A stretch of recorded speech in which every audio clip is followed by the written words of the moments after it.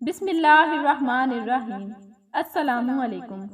ایک بادشاہ نے لیلا کے بارے میں سنا کہ مجنوں اس کی محبت میں دیوانہ بن چکا ہے۔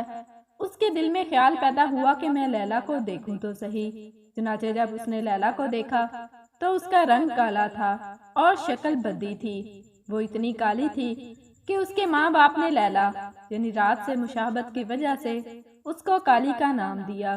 لیلا کے بارے میں بادشاہ کا تصور یہ تھا کہ وہ بڑی نازنین اور پری چہرہ ہوگی، مگر جب اس نے لیلا کو دیکھا تو اسے کہا، تجھ میں تو کوئی خاص بات نہیں، پھر مجنوں تجھ پر کیوں مرتا ہے؟ جب لیلا نے بادشاہ کے یہ الفاظ سنے تو اس نے عرض کیا، تیرے پاس مجنوں کی آنکھ نہیں ہے۔ اگر مجنوں کی آنکھ ہوتی تو تجھے دنیا میں میرے جیسا کوئی خوبصورت نظر نہ آتا۔ مولانا رومی رحمت اللہ علیہ فرماتے ہیں کہ ایک سحران عورت نے ایک بار مجنوں کو دیکھا۔ غم کے بیاباں میں اکیلا بیٹھا ہوا تھا۔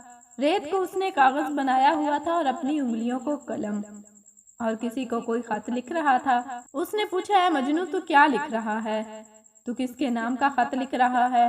مجنوں نے کہا کہ لیلا کے نام کی مشق کر رہا ہوں۔ اس کے نام کو لکھ کر میں اپنے آپ کو تسلی دے رہا ہوں۔